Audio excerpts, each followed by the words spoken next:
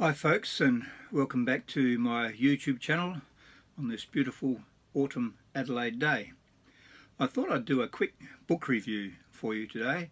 I love book reviews, I love reading books, and I've got lots of them. And this one here I'm going to share with you today. It's an Australian classic, and I'll show you what it is. It's called Green Mountains. And I'll just give you a little bit of a backstory to this before I talk about the book and a couple of other things.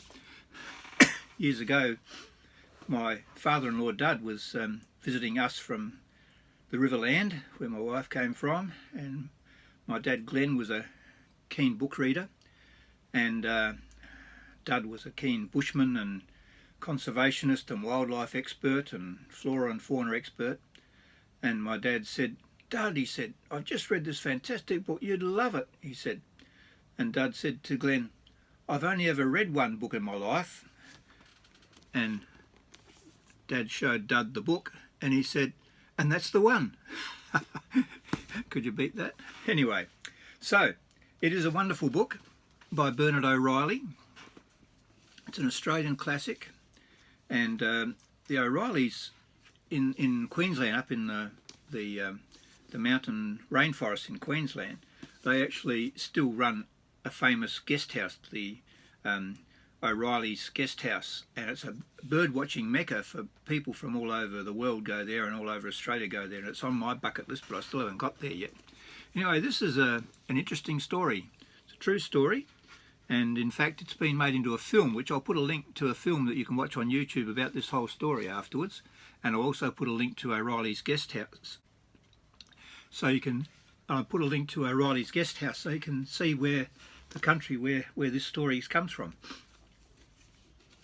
Anyway, a little bit from the introduction. And this goes all the way back to 1937. Following the tragic events of February 1937, when the Stinson airliner VH-UHH crashed in the McPherson Range, I have received many oft-repeated and apparently sincere requests to write the story of that memorable rescue, in which it was my good fortune to play the principal part. So at last the tale is here recorded in authentic detail, a saga of courage and endurance on the part of both rescued and rescuers, furnishing another page in the growing history of Australian character and achievement. I also received repeated requests to write something of my early life and training, and this too I have done to the best of my ability.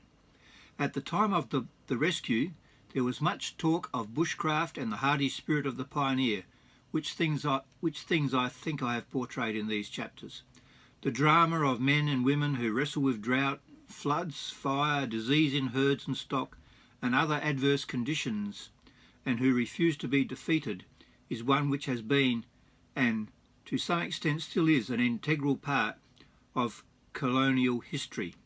And he goes on to talk more about that and tell you the whole story of the missing, this plane crashed in the mountains, and Bernard O'Reilly was determined to find it even when everyone else had given up. It's a wonderful story, and you'll be able to see the link to the film about this story, true story, below.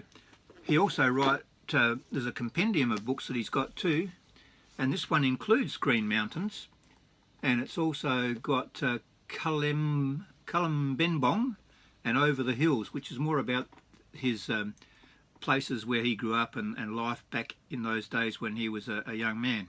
And that's a really good read too, and it incorporates the Green Mountains one. So there you are, Green Mountains by Bernard O'Reilly.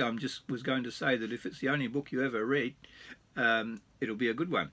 So thanks for watching. Don't forget to like or subscribe or whatever you do, and I'll see you next time.